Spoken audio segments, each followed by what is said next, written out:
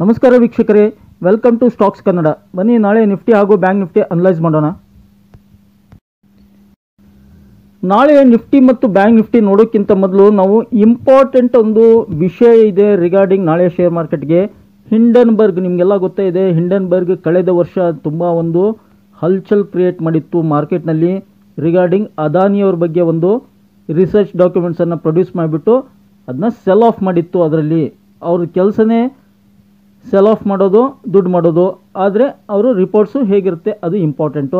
Last time ಹೇಳಿದ್ದು okay, ನಿಮಗೆಲ್ಲ ಗೊತ್ತಿರುತ್ತೆ. ಈಗ ಲೇಟೆಸ್ಟ್ ನಿನ್ನೆ ನೋಡಿ, ಆಗಸ್ಟ್ 10, 2024 ನಿನ್ನೆ ರಿಲೀಸ್ ಮಾಡಿದ್ದಾರೆ. ಹಿಂಡನ್ಬರ್ಗ್ research.com ಓದ್ಬೋದು ನೀವು. ಇಲ್ಲ ವಿಶಲ್ ಬ್ಲೋವರ್ ಡಾಕ್ಯುಮೆಂಟ್ಸ್ ಅಂತ ನೋಡಿದರೆ ಸಿಗುತ್ತೆ ಕ್ಲಿಯರ್ ನಿಮಗೆ. Whistle blower documents reveal SEBI's chairperson had stake in obscure offshore entities used in Adani money siphoning scandal. ನೋಡಿ, ಈ ಸಲ ನೇರವಾಗಿ ಸೆಬಿ ಚೇರ್ಪರ್ಸನನ್ನೇ ಟಾರ್ಗೆಟ್ ಮಾಡಿದ್ದಾರೆ. ಸೆಬಿ ಚೇರ್ಪರ್ಸನ್ ಹಾಗೂ ಅವರ ಹಸ್ಬೆಂಡ್ ಕೂಡ ಇನ್ವಾಲ್ವ್ ಆಗಿದ್ದಾರೆ ಆಫ್ಶೋರ್ ಒಂದು ಟ್ರಾನ್ಸಾಕ್ಷನ್ನಲ್ಲಿ. ಸುಮಾರು 800 ಕೋಟಿ ಅಂತ ಹೇಳಿದ್ದಾರೆ. ತುಂಬ ಇಂಟ್ರೆಸ್ಟಿಂಗ್ ಇದು. ಡೈರೆಕ್ಟಾಗಿ ಅದಾನಿ ಗ್ರೂಪ್ ಅಷ್ಟೇ ಅಲ್ಲ, ಅದ್ರ ಜೊತೆಗೇ ಸೆಬಿ ಚೇರ್ಪರ್ಸನ್ನು ಎಳೆದು ತಂದಿದ್ದಾರೆ. ಹೀಗಾಗಿ ಇಂಟ್ರೆಸ್ಟಿಂಗ್ ಮಾರ್ಕೆಟ್ ಹೇಗಿರುತ್ತೆ ಅಂತ ನೋಡ್ಬೋದು. ಬ್ಯಾಕ್ಗ್ರೌಂಡ್ ಹೇಳಿದರೆ 18 months since our Adani report SEBI has shown a surprising lack of interest. ನೋಡಿ, ಸೆಬಿ ಲ್ಯಾಕ್ ಆಫ್ ಇಂಟ್ರೆಸ್ಟ್ ತೋರಿಸ್ತಾ ಇದೆ. 18 ತಿಂಗಳಾಯ್ತು ನಾವು ಹೇಳಿ ಅಂತ ಹೇಳಿದೆ.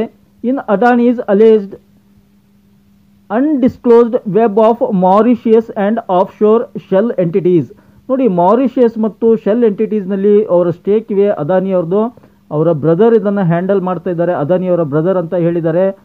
ಅವುಗಳಲ್ಲಿ ಯಾವುದೇ ಇಂಟ್ರೆಸ್ಟ್ ತೋರಿಸ್ತಾ ಇಲ್ಲ ಸೆಬಿ. ಅಲ್ಲಿಂದ ಮನಿ ಪುಟಪ್ ಆಗ್ತಾ ಇದೆ ಒಂದು ಅದಾನಿ ಸ್ಟಾಕ್ಗಳಲ್ಲಿ ಅಂತ ಹೇಳ್ತಾ ಇದ್ದಾರೆ. ಇವನ್ನೆಲ್ಲ ಓದ್ತಾ ಹೋದರೆ ನಿಮಗೂ ತಿಳಿಯುತ್ತೆ. ಜಾಸ್ತಿ ಹೈಲೈಟ್ ಅಷ್ಟು ಹೇಳ್ತೀನಿ ಏನಿದೆ ಇಂಟ್ರೆಸ್ಟಿಂಗ್ ನೋಡಿ. IPE plus fund is a small offshore Mauritius fund setup by an Adani director through India Infoline wealth. IIFL ಕೂಡ ನಾಳೆ ಅದು ಕೂಡ ವಾಚ್ ಲಿಸ್ಟ್ನಲ್ಲಿ ಇಟ್ಕೊಳ್ಳಿ, ಫಾಲೋ ಆಗೋ ಚಾನ್ಸ್. IIFL ಅನ್ನು ಎಳೆದು ತಂದಿದ್ದಾರೆ, ಅದ್ರ ಮುಖಾಂತರ ಟ್ರಾನ್ಸಾಕ್ಷನ್ ಆಗಿದೆ ಅಂತ ಹೇಳ್ತಿದ್ದಾರೆ. Management firm with ties to the Wirecard scandal. Vinod Adani, brother of Gautam Adani, used this structure to invest in Indian markets with funds allegedly siphoned from over invoicing of power equipment to the Adani Group. Okay, ಇನ್ನು ಇವರ ಪಾತ್ರದ್ದು ಹೇಳಿದ್ದಾರೆ ಯಾರು, ಸೆಬಿಚೆ ಅವ್ರದ್ದಂತೂ ಮುಗಿತು, ಆಯಿತು. ಅದಾನಿಯವ್ರದ್ದಿದೆ ಪಾತ್ರ ಆಯಿತು, ಅವರು ಕೊಟ್ಟಿದ್ದಾರೆ ರಿಪೋರ್ಟು. ಇನ್ನು ಸೆಬಿ ಅವ್ರದ್ದು ನೋಡಿ, whistle blower document show that Madhavi Butch ಅಂದರೆ ಸೆಬಿ ಚೇರ್ಪರ್ಸನು ಲೇಡಿ ಏನಿದ್ದಾರೆ ಅವರು, Madhavi Butch, the current chairperson of SEBI and her husband had stakes in both obscure offshore funds used in the Adani money siphoning scandal. This is important. Madhabi Buch ಅವರು SEBI chairperson. Okay, ಅವರು ಮತ್ತು ಅವರ husband had stakes in both obscure offshore funds used in Adani money siphoning scandal ಅಂತ clear ಕಟ್ಟಾಗಿ ಅವರ research.com ವೆಬ್ಸೈಟ್ನಲ್ಲಿ ಹೇಳಿದ್ದಾರೆ. ಇದನ್ನು ನೀವು ಓದ್ಬೋದು. ವಿಶಲ್ ಬ್ಲೋವರ್ ಡಾಕ್ಯುಮೆಂಟ್ಸ್ ಅಂದರೂ ಸಿಗುತ್ತೆ, ಅಥವಾ ಹಿಂಡನ್ಬರ್ಗ್ research.com ವೆಬ್ಸೈಟ್ನಲ್ಲೂ ಸಿಗುತ್ತೆ ನಿಮಗೆ. ಈ ಥರ ಒಂದು ಮೇಜರ್ ಇಂಪ್ಯಾಕ್ಟ್ ಮಾಡಬಹುದು, ಗೊತ್ತಿಲ್ಲ ನನಗೂ. ಅದು ದೊಡ್ಡವರ ಒಂದು ಏನಿರುತ್ತೆ ಟ್ರಾನ್ಸಾಕ್ಷನ್ಸು ಹೇಳಕ್ಕೆ ಬರಲ್ಲ. ಮಾರ್ಕೆಟ್ ಹೇಗೆ ಮೂವ್ ಆಗುತ್ತೆ ಅನ್ನೋದು ಕೂಡ ವೆರಿ ಇಂಟ್ರೆಸ್ಟಿಂಗ್. ನಾಳೆ ಮೋಸ್ಟ್ ಪ್ರಾಬಬ್ಲಿ ನೋಡೋಣ ಅವನ್ನೆಲ್ಲ.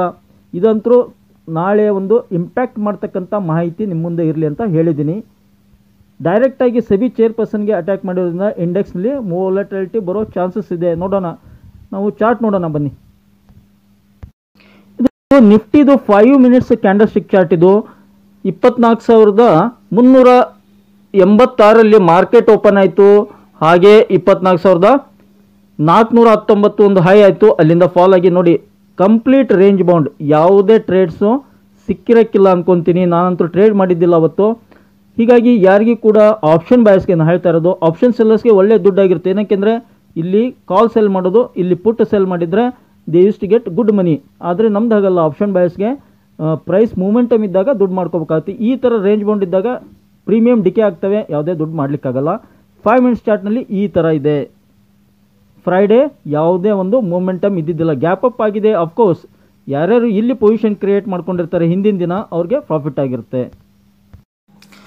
ನಾನಿಲ್ಲಿ ನಿಫ್ಟಿದು 30 minutes ಚಾರ್ಟ್ ಓಪನ್ ಮಾಡಿದ್ದೀನಿ 30 ಮಿನಿಟ್ಸ್. ಏಕೆಂದರೆ ನೋಡಿ ಸುಮಾರು 4 ದಿನದ ಚಾರ್ಟ್ ಇದರಲ್ಲಿ ಕಾಣುತ್ತೆ.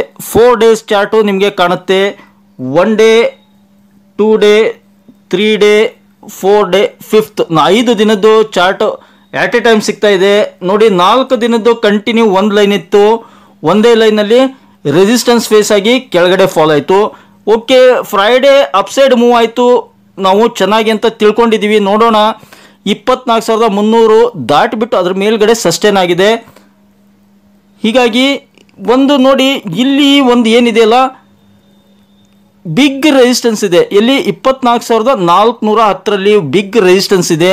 ಅದನ್ನು ದಾಟಿದರೆ ಮಾತ್ರ ನಾಳೆ ಸಸ್ಟೇನ್ ಆಗಿ ಅಪ್ಸೈಡ್ ಮೂವ್ ಆಗುತ್ತೆ. Otherwise it may come towards ನೋಡಿ ಫಾಲ್ ಆಯಿತು 24,300 ಕೆಳಗಡೆ. ಅಂದರೆ ಯಾವುದೇ ಒಂದು ಕೆಳಗಡೆ ಸಪೋರ್ಟ್ ಇಲ್ಲ, ಆದರೂ ಕೂಡ 24,000 ಬಿಗ್ ಸಪೋರ್ಟ್ ಆಗುತ್ತೆ. ಅದನ್ನು ಬೀಟ್ ಆತಂದರೆ ಡೈರೆಕ್ಟ್ 24,000. ಅದನ್ನು ಎದಕ್ಕೆ ಹೇಳ್ತಾ ಇದ್ದೀನಿ ಅಂದರೆ ನೋಡಿ, 24,000 ಆಲ್ಮೋಸ್ಟ್ ಆಲು 3-4 ದಿನ ಸಪೋರ್ಟ್ ತೊಗೊಂಡಿದೆ. ಹೀಗಾಗಿ 24,000ವರೆಗೆ ಫಾಲ್ ಆದರೂ ಆಗಬಹುದು ಕೆಳಗಡೆ ಏನಾದರೂ ಡ್ರಾಪ್ ಆದರೆ. ಇಂಡೆಕ್ಸ್ ನಿಫ್ಟಿ ನಾಳೆ ಕೆಳಗಡೆ 24,300 ಕೆಳಗೆ ಟ್ರೇಡ್ ಆಗಲಿಕ್ಕೆ ಸ್ಟಾರ್ಟ್ ಆಯ್ತಂದರೆ it may come towards first 24,200.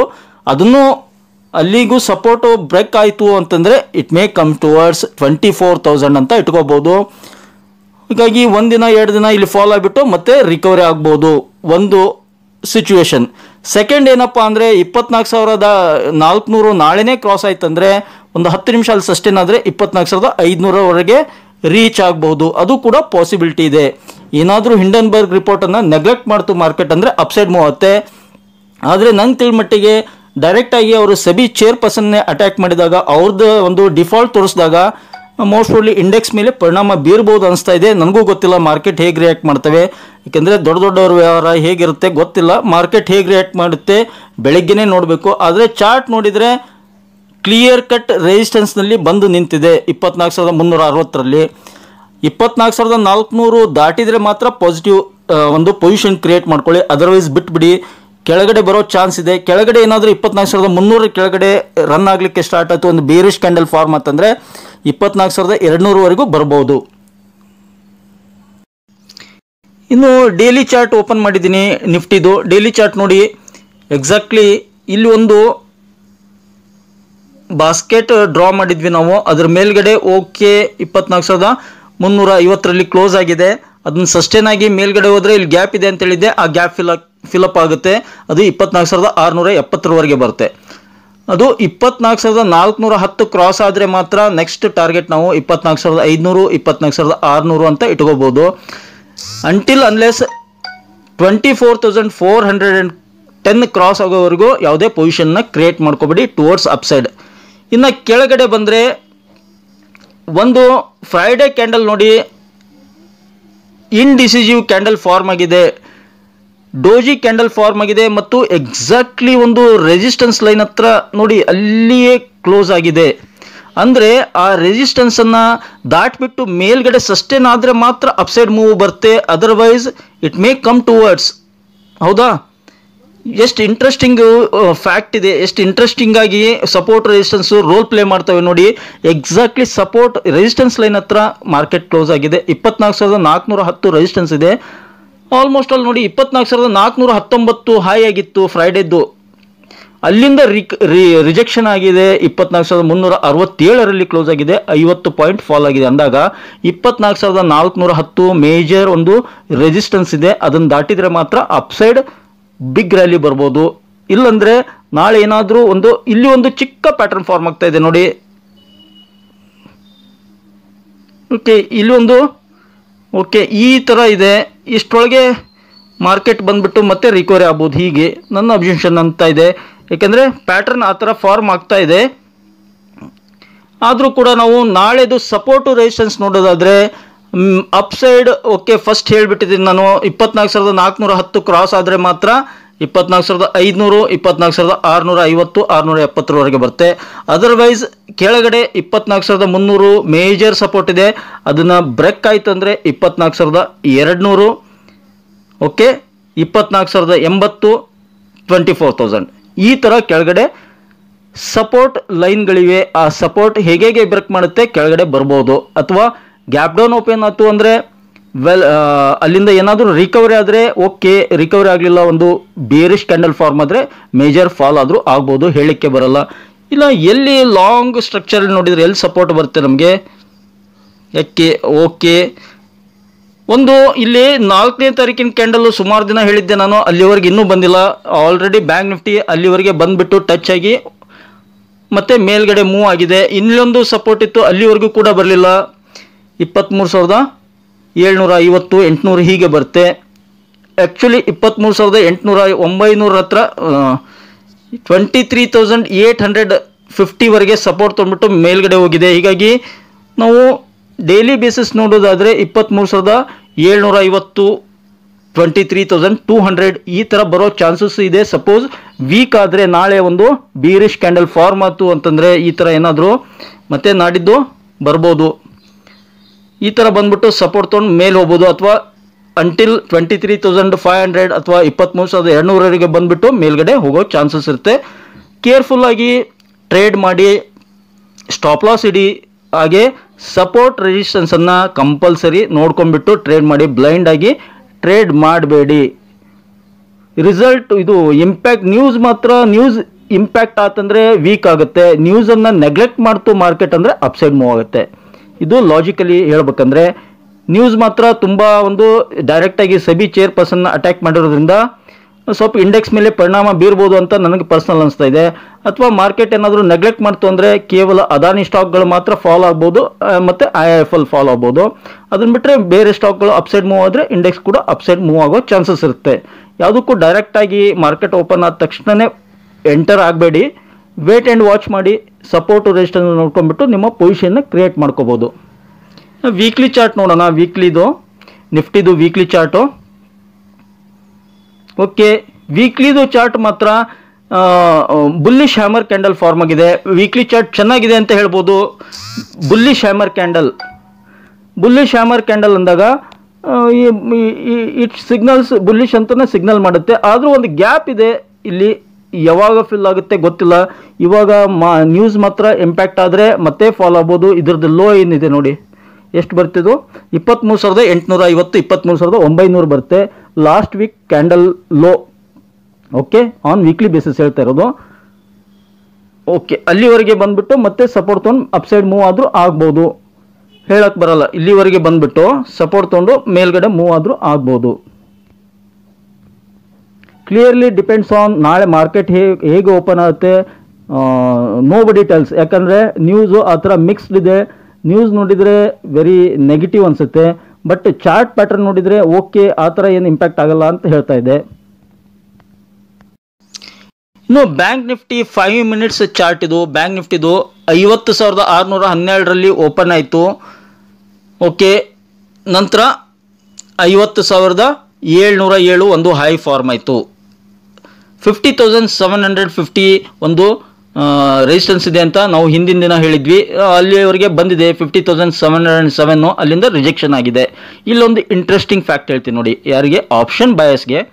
Okay, ಇಲ್ಲಿ ರೆಸಿಸ್ಟೆನ್ಸ್ ಇತ್ತು, ಫೇಸ್ ಆಗಿ ಫಾಲ್ ಆಯಿತು. ಸಪೋಸ್ ಇಲ್ಲಿ ಯಾರಾದರೂ ಪುಟ್ ಬೈ ಮಾಡಿದರೆ ಓಕೆ, ಆಗಿಲ್ಲಪ್ಪ ಬಿಟ್ಟುಬಿಡಿ. ಮಾಡಿದರೆ ಇಲ್ಲಿ ಪ್ರಾಫಿಟ್ ಬರುತ್ತೆ. ಓಕೆ, ಇಲ್ಲಿಂದ ಮತ್ತೆ ಮಾರ್ಕೆಟ್ ರಿಕವರಿ ಆಯಿತು, ಮತ್ತೆ ಫಾಲ್ ಆಯಿತು. ಮತ್ತೆ ಫಾಲ್ ಆದಾಗ ನೀವು ಇದನ್ನು ಮಾರ್ಕ್ ಮಾಡಿ ಇಟ್ಕೊಂಡಿರ್ಬೇಕು. ಫಸ್ಟ್ ಲೋ ಆದಾಗ ಓಕೆ, ಇದನ್ನು ಮಾರ್ಕ್ ಮಾಡಿ ಇಟ್ಕೊಂಡಿದ್ರೆ ನೋಡಿ, ಯಾವಾಗ ಇಲ್ಲಿ ಬಂದು ರಿಕವರಿ ಸಿಗ್ನಲ್ ತೋರಿಸ್ತು, ನಾವಿಲ್ಲಿ ಒಂದು ಕಾಲ್ ಬೈ ಮಾಡಿದರೆ ಇಲ್ಲಿ ಒಂದು ರೆಸಿಸ್ಟೆನ್ಸ್ ಲೈನ್ ಇದೆ, ಸಾಕು. ಇಲ್ಲಿಗೆ ಪ್ರಾಫಿಟ್ ಬುಕ್ ಮಾಡಿಕೊಂಡ್ರೆ good enough money for the day. ನಾ ಹೇಳ್ತೀನಲ್ಲ, ETF-ನಲ್ಲಿ ಹೇಗೆ 1% 2% ಅಂತ ನಿನ್ನೆ ವಿಡಿಯೋದಲ್ಲಿ ಹೇಳಿದ್ನಲ್ಲ, ಇದೇ ಲಾಜಿಕ್ ಸ್ನೇಹಿತರೆ. 1% 2% ನಾನು ETF-ನಲ್ಲಿದ್ದೆ, ನೀವು ಇಂಡೆಕ್ಸ್ನಲ್ಲಿ ಕೂಡ ಅಪ್ಲೈ ಮಾಡ್ಬೋದು. ಅದನ್ನು ದಿನಕ್ಕೆ 1% ಅಥವಾ ವಾರಕ್ಕೆ 2-3%, ಒಂದು ವರ್ಷ ಕನ್ಸಿಸ್ಟೆಂಟ್ ಆಗಿ ನಾವು ಪ್ರಾಫಿಟ್ ಮಾಡ್ತಾ ಹೋದರೆ ಹ್ಯೂಜ್ ಅಮೌಂಟ್ ಆಗುತ್ತೆ. ನೋಡಿ, ಇಲ್ಲಿ ಬೈ ಮಾಡಿದ್ವಿ, ಇಲ್ಲೇ ಪ್ರಾಫಿಟ್ ಬುಕ್ ಮಾಡ್ಕೊಂಡ್ವಿ, ಸ್ಟಾಪ್ ಲಾಸ್ ಇಟ್ಟಾಗಿರಲ್ಲ. ಒಂದು 2% ಪ್ರಾಫಿಟ್ ಆಯ್ತು ಅಂತ ತಿಳ್ಕೊಳ್ಳಿ. ಒಂದು 10,000 ಬಂಡವಾಳಕ್ಕೆ ಎಷ್ಟು ಸಿಗುತ್ತೆ? 200 ರೂಪಾಯಿ. ಅದನ್ನು ನೆಕ್ಸ್ಟ್ ಡೇ ನಮ್ಮ ಬಂಡವಾಳಕ್ಕೆ ಆ್ಯಡ್ ಮಾಡಬೇಕು, 10,200 ಆಗುತ್ತೆ. ಅವಾಗ ಅದಕ್ಕೆ 2% ನೆಕ್ಸ್ಟ್ ಡೇ ಅಥವಾ ಮುಂದಿನ ಒಂದು ವಾರದವರೆಗೆ ಹಿಡೀರಿ. ಪ್ರತಿದಿನ ಬೇಡ, ಒಂದು ವಾರದಲ್ಲಿ 2%. 10,000ಕ್ಕೆ ಒಂದು ವಾರಕ್ಕೆ 10,200 ಆಯಿತು. 10,200ಕ್ಕೆ ಒಂದು ವಾರಕ್ಕೆ 10,420 ಆಯಿತು. ಈ ಥರ ಕೌಂಟ್ ಅದನ್ನೇ ಕಂಟಿನ್ಯೂ ಆಗಿ ನಮ್ಮ ಬಂಡವಾಳಕ್ಕೆ ಆ್ಯಡ್ ಮಾಡ್ತಾ ಹೋದಂಗೆಲ್ಲ ದುಡ್ಡು ಜಾಸ್ತಿ ಆಗ್ತಾ ಆಗ್ತಾ ಬೆಳೀತಾ ಹೋಗುತ್ತೆ. ಆ ಬಡ್ಡಿಗೆ ಬಡ್ಡಿ ಚಕ್ರ ಬಡ್ಡಿ ಅಂತಾರಲ್ಲ, ಅದೇ ಕಾಂಪೌಂಡಿಂಗ್. ನಾ ಹೇಳಿದ್ದು ನಿನ್ನೆ ಕೆಲವೊಂದಿಷ್ಟು ಜನಕ್ಕೆ ಗೊತ್ತಾಗಿಲ್ಲ, ಕಾಂಪೌಂಡಿಂಗ್ ಫ್ಯಾಕ್ಟರ್ ಹೇಳಿದ್ದು ನಾನು, ಕೇವಲ ಹೂಡಿಕೆ ಮಾಡಿ ಬಿಡಿ ಅಂತ ಹೇಳಿಲ್ಲ. ಡೈಲಿ 1% ಅರ್ನ್ ಮಾಡೋದಾದರೆ ಮಾಡ್ಬೋದು, ಅದರ್ವೈಸ್ ಬೇಡಪ್ಪ. ವಾರದಲ್ಲಿ 5 ದಿನ ಇರುತ್ತೆ ಟ್ರೇಡಿಂಗು. 5 ದಿನದಲ್ಲಿ ಯಾವುದಾದ್ರೂ ಒಂದು ದಿನ ನಾವು 2% ನಮ್ಮ ಬಂಡವಾಳಕ್ಕೆ 2% ಅರ್ನ್ ಮಾಡಿದರೂ ಕೂಡ ವೆರಿ ಗುಡ್ ಮನಿ ಆಗುತ್ತೆ. ಅದನ್ನು ಕಂಪೌಂಡ್ ಮಾಡ್ತಾ ಹೋದರೆ, ಕಂಪೌಂಡಿಂಗ್, ಆ ಬಂದಿರತಕ್ಕಂಥ ದುಡ್ಡನ್ನು ನಾವು ಬಂಡವಾಳಕ್ಕೆ ಆ್ಯಡ್ ಮಾಡ್ತಾ, ಬಂದಿರತಕ್ಕಂಥ ದುಡ್ಡನ್ನು ಬಂಡವಾಳಕ್ಕೆ ಆ್ಯಡ್ ಮಾಡಬೇಕು, ಆ ಬಂಡವಾಳವನ್ನು ಮತ್ತೆ ದುಡಿಸ್ಬೇಕು, ಮತ್ತೆ ಆ್ಯಡ್ ಮಾಡಬೇಕು. ಹೀಗೆ 6 ತಿಂಗಳು 1 ವರ್ಷ ಕಂಟಿನ್ಯೂ ಆಗಿ ರೆಗ್ಯುಲರ್ ಆಗಿ ನಾವು ವಾರಕ್ಕೆ 2% 3% ಅಷ್ಟೇ ಟಾರ್ಗೆಟ್ ಇಟ್ಕೊಂಡು ಹೋದರೆ ಹ್ಯೂಜ್ ಮನಿ ಆಗುತ್ತೆ. ಅದನ್ನು ಹೇಳಿರೋದು. ಕೆಲವೊಂದಿಷ್ಟು ಜನ ತಪ್ಪಿಕೊಂಡ್ರು, ಅದು ಹೇಗೆ ಸಾಧ್ಯ ಅಂತ ಟ್ರೈ ಮಾಡಿ ನೋಡ್ಬೋದು. ಕಷ್ಟಪಟ್ಟರೆ ಸುಖ, ಹಾಗೆ ಸುಖ ಸಿಗಲ್ಲ ಇದರಲ್ಲಿ. ಹಾಗೆ ದುಡ್ಡು ಮಾಡಲಿಕ್ಕೆ ಸಾಧ್ಯನೇ ಇಲ್ಲ ಶೇರ್ ಮಾರ್ಕೆಟ್ನಲ್ಲಿ. ನಾವು ಬ್ಲೈಂಡಾಗಿ ಎಲ್ಲೋ ಆಪ್ಷನ್ ಬೈ ಮಾಡ್ತೀವಿ, ಎಲ್ಲೋ ಟ್ರೇಡ್ ಮಾಡ್ತೀವಿ, ಎಲ್ಲೋ ಪುಟ್ ಬೈ ಮಾಡ್ತೀವಿ, ಎಲ್ಲೋ ಕಾಯ್ ಮಾಡ್ತೀವಿ. 1 ದಿನ 2 ದಿನ ದುಡ್ಡು ಮಾಡ್ಬೋದು, ಕನ್ಸಿಸ್ಟೆಂಟಾಗಿ ಮಾಡಲಿಕ್ಕೆ ಆಗಲ್ಲ. ನಾ ಹೇಳಿದ್ದದೆ, ಅತಿ ಆಸೆ ಬೇಡ. 1% 2% ಮ್ಯಾಕ್ಸಿಮಮ್ 3% ಅಷ್ಟೇ ಟಾರ್ಗೆಟ್ ಇಟ್ಕೊಳ್ಳೋಣ ವೀಕ್ಲಿ. ಅದನ್ನು ಕಂಪೌಂಡಿಂಗ್ ಮಾಡ್ತಾ ಹೋಗೋಣ, ದುಡ್ಡು ಚೆನ್ನಾಗಿ ಬೆಳೆಯುತ್ತೆ ಅಂತ ಹೇಳಿದ್ದೆ. ಓಕೆ, ಈ ಥರ ಒಂದು ಚಾನ್ಸ್ ಇತ್ತು. ಇದನ್ನೇ ತಿಳಿಸ್ಕೊಡೋದು ನಾನು. ಸಪೋರ್ಟ್ ಇದೆ, ರೆಸಿಸ್ಟೆನ್ಸ್ ಇದೆ. ಸಪೋರ್ಟ್ನಲ್ಲಿ ಎಂಟ್ರಿ ಆಗಿ, ರೆಸಿಸ್ಟೆನ್ಸ್ನಲ್ಲಿ ಎಕ್ಸಿಟ್ ಆಗಿ ಪ್ರಾಫಿಟನ್ನು ನಮ್ಮ ಪೋರ್ಟ್ಫೋಲಿಯೋದಲ್ಲಿ ಇಟ್ಕೊಳ್ಳಿ. ಇದೇ ಲಾಜಿಕ್ಕು. ಈ ಥರ ಚಿಕ್ಕ ಪುಟ್ಟ ಮಾಹಿತಿಯನ್ನು ಕೊಡೋದೇ ಈ ಒಂದು ಚಾನಲ್ನ ಉದ್ದೇಶ ಸ್ನೇಹಿತರೆ. ಅದನ್ನು ಬಿಟ್ಟು ನಾನು ಯಾರಿಗೂ ಕೂಡ ಬೈ ಮಾಡಿ, ಸೆಲ್ ಮಾಡಿ ಅಥವಾ ಫ್ಯೂಚರ್ ಆ್ಯಂಡ್ ಆಪ್ಷನ್ ಟ್ರೇಡ್ ಮಾಡಿ ಅಂತ ಯಾರಿಗೂ ನಾನು ರೆಕಮೆಂಡ್ ಮಾಡಲ್ಲ. ನಾನು ಸೆಬಿ ರಿಜಿಸ್ಟರ್ಡ್ ಅಡ್ವೈಸರ್ ಅಲ್ಲದಿರೋ ಕಾರಣ ಕೇವಲ ಮಾಹಿತಿ ನೀಡೋದಷ್ಟೇ ನನ್ನ ಕೆಲಸ. ನೀವು ಕೂಡ ನೀವು ರಿಸರ್ಚ್ ಅನಲೈಸ್ ಮಾಡಿ, ಸ್ಟಡಿ ಮಾಡಿ, ಹಾಗೂ ನಿಮ್ಮ ಫಿನಾನ್ಷಿಯಲ್ ಅಡ್ವೈಸರ್ ಸಲಹೆ ಕೇಳಿಬಿಟ್ಟು ನೀವು ಮುಂದುವರಿಯಬಹುದು. ಓಕೆ, ಇನ್ನು ಡೈಲಿ ಚಾರ್ಟ್ ನೋಡೋಣ. ಡೈಲಿ ಚಾರ್ಟ್ ಏನು ಹೇಳುತ್ತೆ? ಇನ್ನು ಬ್ಯಾಂಕ್ ನಿಫ್ಟಿ. ಓಕೆ, ನಾನು ಹೇಳಿದ್ದೆ ನಿಮಗೆ ಬ್ಯಾಂಕ್ ನಿಫ್ಟಿ ಆಲ್ರೆಡಿ ಒಂದು 4ನೇ ತಾರೀಕಿಂದು, ಅಂದರೆ ರಿಸಲ್ಟ್ ಡೇ ಏನಿತ್ತು ಲೋಕಸಭಾ ಎಲೆಕ್ಷನ್ನು, ಅದರದ್ದು ಕೆಳಗಡೆ ಲೋ ಬಂದ್ಬಿಟ್ಟು ಓಕೆ ಇಲ್ಲಿ ರಿಕವರಿ ಆಗಿದೆ ಅಂತ ಹೇಳಿದ್ದೆ. ಆದರೆ ನಿಫ್ಟಿ ಆ ಥರ ಇನ್ನೂ 4ನೇ ತಾರೀಕಿನ ಕ್ಯಾಂಡಲ್ ಏನಿದೆ ಅಲ್ಲಿವರೆಗೆ ಬಂದಿಲ್ಲ. ನಿಫ್ಟಿಯಲ್ಲಿ ಫಾಲೋ ಆದರೂ ಬ್ಯಾಂಕ್ ನಿಫ್ಟಿಯಲ್ಲಿ ಆಗಲಿಕ್ಕಿಲ್ಲ ಮೋಸ್ಟ್ ಪ್ರಾಬಬ್ಲಿ. ಓಕೆ, ನಾಳಿದ್ದು ಸಪೋರ್ಟ್ ರೆಸಿಸ್ಟೆನ್ಸ್ ನೋಡಿಬಿಡೋಣ. ಎಕ್ಸಾಕ್ಟ್ಲಿ 50,700 ಏನಿದೆಯಲ್ಲ ಅದೇ ಮೇಜರ್ ರೆಸಿಸ್ಟೆನ್ಸ್ ಇದೆ. ಅದನ್ನು ಕ್ರಾಸ್ ಆದರೆ ಇಟ್ ಮೂವ್ಸ್ ಟುವರ್ಡ್ಸ್ 51,200 ಡೈರೆಕ್ಟ್. ಹೌದು, 50,750 ಕ್ರಾಸ್ ಆಗ್ತಂದರೆ 51,200ವರೆಗೂ ಮೂವ್ ಆಗ್ಬೋದು. ಇನ್ನು ಕೆಳಗಡೆ ಬಂದರೆ 50,000 ಮೇಜರ್ ಸಪೋರ್ಟ್ ಇದೆ. 50,000 ಮೇಜರ್ ಸಪೋರ್ಟ್. ಒಂದೇ ಒಂದು ಸಪೋರ್ಟ್ ಕೊಡ್ತೀನಿ 50,000. ಅದನ್ನು ಬೀಟ್ ಆತಂದರೆ 49,100. ಅಲ್ಲಿವರೆಗೆ ಯಾವುದೇ ಸಪೋರ್ಟ್ ಇಲ್ಲ. 50,000ವರೆಗೆ ಬಂದ್ಬಿಟ್ಟು ರಿಕವರಿ ಆಗೋ ಚಾನ್ಸ್ ಇದೆ ಅಂತ ಇಟ್ಕೋಬೋದು ನಾಳೆಗೆ. ಬ್ಯಾಂಕ್ ನಿಫ್ಟಿಯಲ್ಲಿ ಅಷ್ಟು ಫಾಲ್ ಆಗಲಿಕ್ಕಿಲ್ಲ. ಫಾಲ್ ಏನಾದರೂ ಈ ನ್ಯೂಸು, ಹಿಂಡನ್ಬರ್ಗ್ ಅವ್ರ ನ್ಯೂಸು ಇಂಪ್ಯಾಕ್ಟ್ ಆಯಿತು ನಾಳೆಗೆ ಅಂದರೆ ಮೋಸ್ಟ್ ಅಲ್ಲಿ ನಿಫ್ಟಿ ಮೇಲೆ ಇಂಪ್ಯಾಕ್ಟ್ ಆಗ್ಬೋದು. ಬ್ಯಾಂಕ್ ನಿಫ್ಟಿ ಮೇಲೆ ಅಷ್ಟೊಂದು ಇಂಪ್ಯಾಕ್ಟ್ ಆಗಲಿಕ್ಕಿಲ್ಲ ಅಂದ್ಕೊಂಡಿದ್ದೀನಿ ನಾನು. ವೀಕ್ಲಿ ಚಾರ್ಟ್ ನೋಡೋಣ. ಇದು ಕೂಡ weekly bullish hammer candle form ಆಗಿದೆ. ನೆಗೆಟಿವ್ ಯಾವುದೇ ಇಲ್ಲ ಆನ್ ವೀಕ್ಲಿ ಬೇಸಿಸ್. ಫಾಲ್ ಆದರೂ ಕೂಡ ನಾಳೆ ನಾಡಿದ್ದು 1 ದಿನ 2 ದಿನ ಫಾಲ್ ಆಗಿ ಚಿಕ್ಕ ಪುಟ್ಟ ಮತ್ತೆ ರಿಕವರಿ ಆಗ್ಬೋದು ಅಂತ ಅನಿಸ್ತಾ ಇದೆ. ಬುಲ್ಲಿಶ್ ಹ್ಯಾಮರ್ ಕ್ಯಾಂಡಲ್ ಫಾರ್ಮ್ ಆಗಿದೆ ವೀಕ್ಲಿ ಬೇಸಿಸ್ನಲ್ಲಿ. ಒಂದು ಚಾನಲ್ ಕೂಡ ಇದೆ ಇಲ್ಲಿ ನೋಡಿ, ಚಾನಲ್ ಕೂಡ ಫಾರ್ಮ್ ಆಗಿದೆ. ಫಂಟಾಸ್ಟಿಕ್ ಚಾನಲ್ ಫಾರ್ಮ್ ಆಗಿದೆ. ಓಕೆ, ಈ ಚಾನಲ್ ಒಳಗೇನೆ ಇರ್ಬೋದು. ಮೋಸ್ಟ್ ಪ್ರಾಬಬ್ಲಿ ನೆಕ್ಸ್ಟ್ ವೀಕ್ ಆನರ್ಸ್ 52,000ವರೆಗೆ ಬರ್ಬೋದು ಅಂತ ನನಗೆ ಅನಿಸ್ತಾ ಇದೆ. ನೋಡೋಣ. ಇನ್ನು ನಾಳೆಗೆ ಸ್ಟಾಕ್ ಟ್ರೇಡ್ ಮಾಡ್ಲಿಕ್ಕಂದ್ರೆ ಅದಾನಿ ಎಂಟರ್ಪ್ರೈಸಸ್ ಫಸ್ಟ್ ಸ್ಟಾಕು 3,187 ಇದೆ. ಪ್ಯೂರ್ಲಿ ಆನ್ ನ್ಯೂಸ್ ಬೇಸಿಸ್ ಕೊಡ್ತಾ ಇದ್ದೀನಿ ನಾನು. ನ್ಯೂಸ್ ಬೇಸಿಸ್ ಕೊಡ್ತಾ ಇರೋದು ಪ್ಯೂರ್ಲಿ. ಏನಾದರೂ ನೆಗೆಟಿವ್ ಇಂಪ್ಯಾಕ್ಟ್ ಆಯಿತು ಅಂತಂದರೆ ಇಟ್ ಮೇ ಕಮ್ ಟುವರ್ಡ್ಸ್ 3,000, 3,000ವರೆಗೂ ಬರ್ಬೋದು. ಇಲ್ಲ ನೆಗ್ಲೆಕ್ಟ್ ಆಯಿತು ಅಂದರೆ ಒಂದು ರೇಂಜ್ ಬೌಂಡ್ನಲ್ಲಿರುತ್ತೆ. ಇದರಲ್ಲಿ ಪುಟ್ ಬೈ ಮಾಡ್ಬೋದು ಅಂತ ನನ್ನ ಅಭಿಪ್ರಾಯ. ನೀವು ಕೂಡ ಸ್ಟಡಿ ಮಾಡಿ, ನಿಮ್ಮ ಅಡ್ವೈಸರ್, ಫೈನಾನ್ಷಿಯಲ್ ಅಡ್ವೈಸರ್ ಸಲಹೆ ಕೇಳಿಬಿಟ್ಟು ಮುಂದುವರಿರಿ. ಬ್ಲೈಂಡ್ ಆಗಿ ಇನ್ವಾಲ್ವ್ ಆಗಬೇಡಿ. ಇನ್ನೊಂದು ಅವ್ರದ್ದೇ ಅದಾನಿ ಪೋರ್ಟ್ಸ್. ಹೌದು, ಇದು ಕೂಡ ನೆಗೆಟಿವ್ ಇಂಪ್ಯಾಕ್ಟ್ ಆಗಬಹುದು, ಗೊತ್ತಿಲ್ಲ ನನಗೂ. ಮಾರ್ಕೆಟ್ ಓಪನ್ ಆದಮೇಲೆ ಗೊತ್ತಾಗುತ್ತೆ. Purely on news basis. Put ಅಂದರೆ ಸೆಲ್ ಸೈಡ್ ನಾವು ಟ್ರೈ ಮಾಡ್ಬೋದು. IIFL finance limited. ಹೌದು, ಮೋಸ್ಟ್ ಪ್ರಾಬಬ್ಲಿ ನಾಳೆ ಒಂದು ಬಿಗ್ ನೆಗೆಟಿವ್ ಇಂಪ್ಯಾಕ್ಟ್ ಆಗ್ಬೋದು ಇದ್ರ ಮೇಲೆ. ಯಾಕಂದರೆ IIFL ಮುಖಾಂತರ ಕೆಲವೊಂದಿಷ್ಟು ಫಂಡ್ಸು ಟ್ರಾನ್ಸ್ಫರ್ ಆಗಿವೆ ಅಂತ ಹಿಂಡನ್ಬರ್ಗ್ ರಿಪೋರ್ಟ್ನಲ್ಲಿದೆ. ಹೀಗಾಗಿ ಮೋಸ್ಟ್ ಪ್ರಾಬಬ್ಲಿ ಇದು 400 ಕೆಳಗಡೆ ಬಂದರೂ ಬರ್ಬೋದು ನಾಳೆ. ಇನ್ನು ಟುವರ್ಡ್ಸ್ ಬೈ ಸೈಡ್ ನಿಫ್ಟಿ ಬೀಸ್, ಹೌದು ಗ್ಯಾಪ್ ಡೌನ್ ಅಥವಾ ಮಾರ್ಕೆಟ್ ಫಾಲ್ ಆಯಿತು ನಿಫ್ಟಿ ಅಂದರೆ ನಿಫ್ಟಿ ಬೀಸನ್ನು ಬೈ ಮಾಡ್ಬೋದು, ಬೆಸ್ಟ್ ಅಪಾರ್ಚುನಿಟಿ. 271 ಇದೆ ಇವಾಗ ಪ್ರೆಸೆಂಟು, 0.84% ಅಪ್ಸೈಡ್ನಲ್ಲಿದೆ. ನಿಫ್ಟಿ ಎಷ್ಟು ಪರ್ಸೆಂಟೇಜ್ ಫಾಲ್ ಆಗುತ್ತೆ ಅಷ್ಟೇ ಪರ್ಸೆಂಟೇಜ್ ಕೂಡ ಇದರಲ್ಲಿ ಫಾಲ್ ಆಗುತ್ತೆ. ನಿಫ್ಟಿ ಎಷ್ಟು ಪರ್ಸೆಂಟೇಜ್ ಅಪ್ಸೈಡ್ ಮೂವ್ ಆಗುತ್ತೆ ಅಷ್ಟೇ ನಿಫ್ಟಿ ಬೀಸ್ ಕೂಡ ಅಪ್ಸೈಡ್ ಮೂವ್ ಆಗುತ್ತೆ. ಇದು ನಿಪ್ಪಾನ್ ಇಂಡಿಯಾ ನಿಫ್ಟಿ ಬೀಸ್, ಇದರಲ್ಲಿ ಟ್ರೇಡ್ ಮಾಡ್ಬೋದು. ಲೋವರ್ ಸೈಡ್ ಬಂದಾಗ ಬೈ ಮಾಡಿಬಿಟ್ಟು ಸ್ವಲ್ಪ 2-3 ಪಾಯಿಂಟ್ ಸಿಕ್ಕಾಗ ಸೆಲ್ ಮಾಡ್ಬೋದು ಇಂಟ್ರಾಡೇ ಬೇಸಿಸ್ನಲ್ಲಿ. ಇಲ್ಲ ವೀಕ್ಲಿ ಅಂದರೆ ಹೋಲ್ಡ್ ಮಾಡಿಟ್ಕೊಂಡು ವೀಕ್ಲಿ ಅಪ್ಸೈಡ್ ಮೂವ್ ಆದಾಗ ಸೆಲ್ ಮಾಡ್ಬೋದು. ಇವಾಗ ಬೈ ಮಾಡಿಕೊಂಡು ಲೋವರ್ ಸೈಡ್ ಬಂದಾಗ ನಿಫ್ಟಿ ಫಾಲ್ ಆದಾಗ ಬೈ ಮಾಡಿಬಿಟ್ಟು ನಿಫ್ಟಿ ಅಪ್ಸೈಡ್ ಮೂವ್ ಆದಾಗ ಸೆಲ್ ಮಾಡ್ಬೋದು, ಪ್ರಾಫಿಟ್ ಆಗುತ್ತೆ. ಈ ಥರ ಹೇಳ್ತಾ ಇರೋದು. ಕಂಪೌಂಡಿಂಗ್ ಮಾಡ್ತಾ ಹೋದರೆ ವೀಕ್ಲಿ ಬೇಸಿಸ್ ಅಥವಾ ಡೈಲಿ ಸ್ವಲ್ಪ ಆ್ಯಡ್ ಮಾಡ್ತಾ ಹೋದರೆ ದುಡ್ಡು ಹ್ಯೂಜ್ ಮನಿ ಆಗುತ್ತೆ. ಇನ್ನು ಅಮೇರಿಕನ್ ಮಾರ್ಕೆಟ್ ನೋಡೋದಾದರೆ ಡೌ ಜೋನ್ಸ್ ನೋಡಿ ಫ್ಲ್ಯಾಟ್ನಲ್ಲಿ ಕ್ಲೋಸ್ ಆಗಿದೆ. ಫ್ರೈಡೇ ಕೇವಲ 51 ಪಾಯಿಂಟ್ ಪ್ಲಸ್ನಲ್ಲಿ ಕ್ಲೋಸ್ ಆಗಿದೆ. S&P 500 24 points. ಓಕೆ, ನಸ್ಡಾಕ್ ಕೂಡ ಫ್ಲ್ಯಾಟ್ ಇದೆ, 85 ಪಾಯಿಂಟ್ಸ್ ಪ್ಲಸ್ನಲ್ಲಿ 0.5% ಅಪ್ಸೈಡ್ನಲ್ಲಿ ಮೂವ್ ಆಗಿದೆ. ಇನ್ನು ನಿಕಾಯ್ ಏನಾಗಿದೆ, ನಿಕಾಯ್ ಜಪಾನ್ ಮಾರ್ಕೆಟು ಹೇಳ್ತಾ ಇರೋದು ನಾನು. Japan market important. ಓಕೆ, ಇದು ಆಲ್ಮೋಸ್ಟ್ 0.75% ಅಪ್ಸೈಡ್ನಲ್ಲಿ ಮೂವ್ ಆಗಿದೆ ಜಪಾನ್ ಮಾರ್ಕೆಟ್. ಸೊ ಅಮೇರಿಕನ್ ಮಾರ್ಕೆಟ್ಗೆ ಕನ್ಸಿಡರ್ ಮಾಡಿದರೆ ಫ್ಲ್ಯಾಟಿಶ್ ಇದೆ ಅಂತ ಹೇಳ್ಬೋದು. ಇನ್ನು ಇಂಪಾರ್ಟೆಂಟ್ SGX ನಿಫ್ಟಿ ಅಥವಾ ಗಿಫ್ಟ್ ನಿಫ್ಟಿ ಏನಿದೆ ಅದು ಕೇವಲ 22.5 ಪಾಯಿಂಟ್ ಪ್ಲಸ್ನಲ್ಲಿದೆ. ಮೋಸ್ಟ್ ಪ್ರಾಬಬ್ಲಿ ಫ್ಲ್ಯಾಟ್ ಓಪನಿಂಗ್ ಅಥವಾ ನೆಗೆಟಿವ್ ಓಪನಿಂಗ್ ಆದರೂ ಆಗ್ಬೋದು. ಇನ್ನೊಂದು ಇಂಪಾರ್ಟೆಂಟ್ ಏನಂದರೆ ಫಾರಿನ್ FII ಹಾಗೂ DII ಒಂದು ಪೊಸಿಷನ್ ಏನಿದೆ ಅದನ್ನು ನೋಡ್ಕೊಂಡು ಬಿಡೋಣ. FIIs 406 ಕೋಟಿ ನೆಟ್ ಕ್ಯಾಶ್ ಬೈ ಮಾಡಿದ್ದಾರೆ. ಫ್ರೈಡೇ ಇಷ್ಟು ದಿನ ಸೆಲ್ ಮಾಡ್ತಾ ಇದ್ರು, ಸಡನ್ ಆಗಿ ಫ್ರೈಡೇ 400 ಕೋಟಿ ಬೈ ಮಾಡಿದ್ದಾರೆ FIIs. ಹಾಗೆ DIIs ಏನು ಮಾಡಿದ್ದಾರೆ, DIIs ನ್ಯಾಚುರಲಿ ಸೆಲ್ ಮಾಡಿರ್ತಾರೆ ಅನ್ಕೊಂತೀನಿ, ಏಕೆಂದರೆ ಇಬ್ಬರು ಅಗೇನ್ಸ್ಟ್ ಅವರು. ಇಲ್ಲ, DIIs ಕೂಡ 3900 ಕೋಟಿ ನೆಟ್ ಕ್ಯಾಶ್ ಬೈ ಮಾಡಿದ್ದಾರೆ. ಇವರು ರೆಗ್ಯುಲರ್ ಆಗಿ ಬೈ ಮಾಡ್ತಾನೆ ಬಂದಿದ್ದಾರೆ, ಅದನ್ನೇ ಕಂಟಿನ್ಯೂ ಮಾಡಿದ್ದಾರೆ. ಬಟ್ ಹ್ಯೂಜ್ ಕ್ವಾಂಟಿಟಿ ಬೈ ಮಾಡಿದ್ದಾರೆ. ಇಂಟ್ರೆಸ್ಟಿಂಗ್ ಇದೆ, ನೋಡಬೇಕು ನಾಳೆ.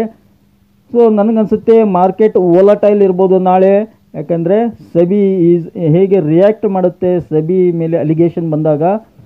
ಓಕೆ, ಅದಾನಿಯನ್ನು ಬಿಟ್ಟು ಬಿಡೋಣ. ಅದಾನಿ ಮೇಲೆ 1 ವರ್ಷದ ಮೇಲೆ ಆಯಿತು ಅವ್ರು ಅಲಿಗೇಷನ್ ಮಾಡಿ, ಅದು ಬಿಟ್ಟು ಬಿಡೋಣ.